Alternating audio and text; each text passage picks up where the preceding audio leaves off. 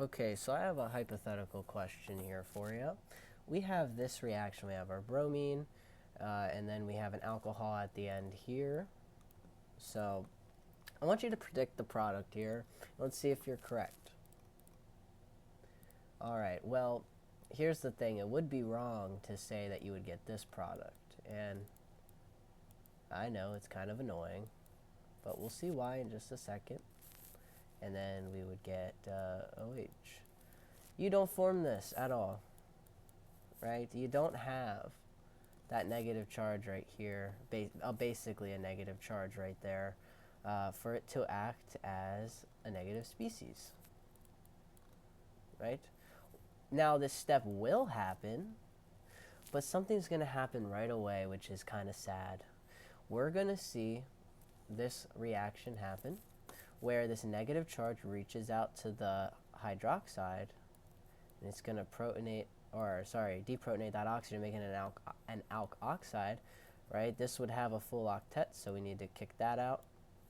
And we destroy our Grignard, and we're left with an alkoxide. And, maybe that's what you want, but, if that's me, I don't really want that. Hold on, let me redraw this.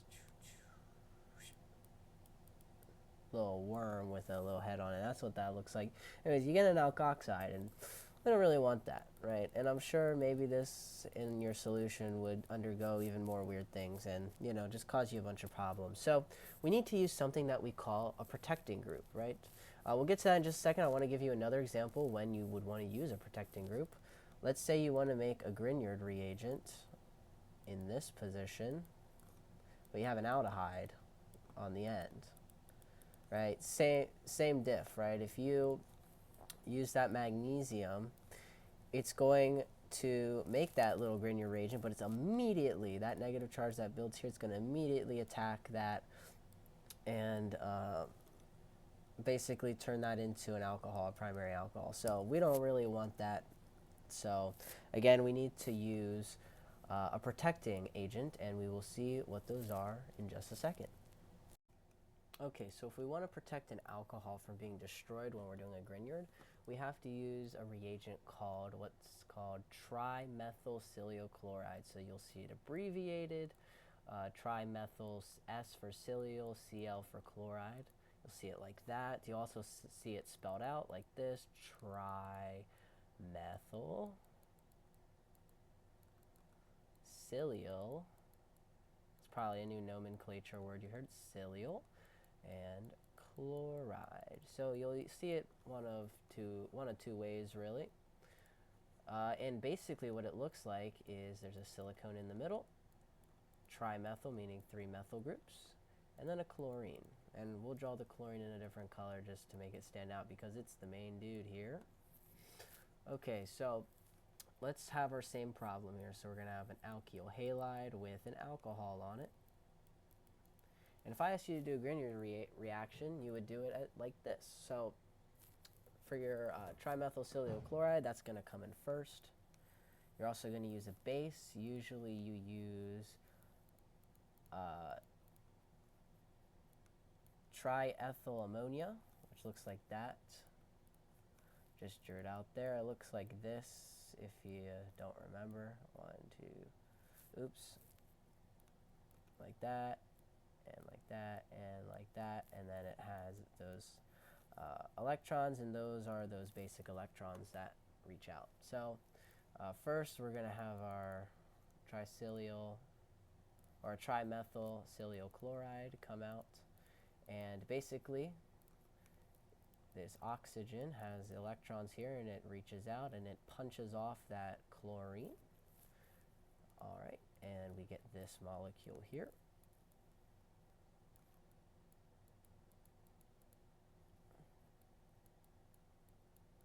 All right, and then we have, and I'm going to simplify this to TMS. Oh my goodness, I drew too many electrons on that oxygen. Right, it only has this much. TMS. TMS. All right, we say TMS because over here, remember our acronym DMSCl. We get rid of the chlorine, it's just TMS. So same diff there. Alrighty, and then like I said, that base comes in. So we have our nitrogen, and it's right here. And I'll just draw in those ethyl groups because they're important. It comes around and it deprotonates our unstabilized oxygen, and we're given this molecule. And then TMS, and I'm going to actually abbreviate TMS. Actually, we'll leave it for now because it doesn't become important until later. All right, so now we have our alcohol, what we call protected. Now we can do our, okay, and when we react this with magnesium, now that our alcohol is protected, we get this. So we get bromine, magnesium, and we get trimethylsilyl on there. Alrighty, so now this is a reactive Grignard. So we can, let's bring it down a little bit. Now we have a reactive species. We can do a Grignard reaction. Let's just say we have methyl ketone, and that will come around and attack there, kick up electrons onto that oxygen. So that would be, oops, and we're going to kick out that Grignard group. So it would be, let me draw the rest of the molecule. So not the prettiest, but it will work. All right, so we have this group here now, and we just do an acid workup, right? Quite simple stuff.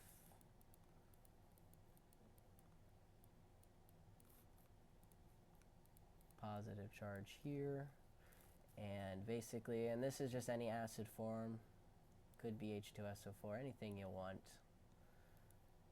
and basically that will fulfill our Grignard reaction of making an alcohol. But we still have one more issue, and that is that we have trimethylsilyl chloride on there.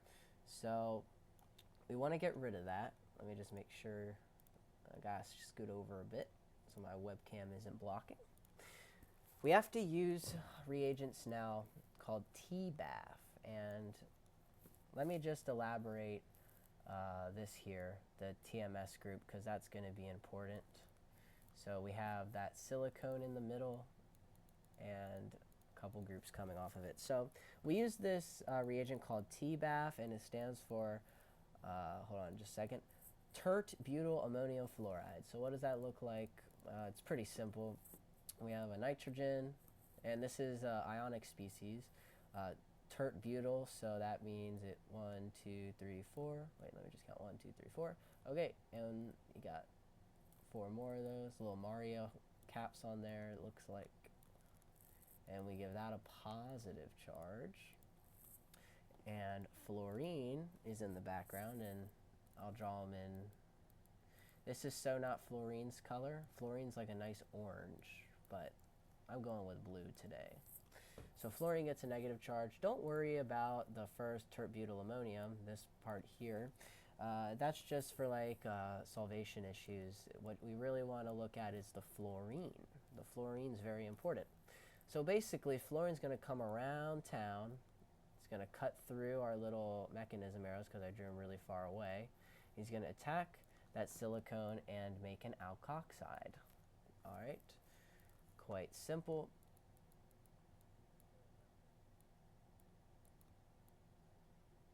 And I know that my bond angles are not really nice right now. Don't judge me. We're just going with it. So now we have an alkoxide here. All right, now in our solution, you would want to do this in anhydrous conditions so your Grignard isn't destroyed. So we usually do this in THF. So we need some sort of proton source. You'll get that from like an acid. So I will just draw for simplicity H+, and your alkoxide is going to be neutralized by picking up one of those protons and becoming and alcohol once again. So this was quite a long little mechanism, but if we go back, we had this molecule. We use trimethylsilyl chloride with a nice base here, a nice nitrogen base, and then it will add itself on the trimethylsilyl group, kick off the chlorine, get deprotonated to become neutral, make our Grignard, do our Grignard reaction, nothing special, nothing new there. All right, now we have TBAF, right? So this is TBAF, just so you got it down, TBAF. I love it. It's like a college that, I don't know where I'm going with that. I'm so tired, guys. Forget I said anything. Jesus. But anyways, it goes through this reaction here, picks up a proton from solution through like an acid or some other species, and then we get our final nice little product right here. Okay, so one last thing I wanted to go over here is, so why do we use trimethylsilyl chloride instead of trimethyl carbon chloride or something? I don't know how you would name that. Probably you wouldn't even probably name it the same conventional way. But imagine the picture on the right here that I'm pointing to. This is trimethylsilyl chloride, but I replaced the silicone with a C, and I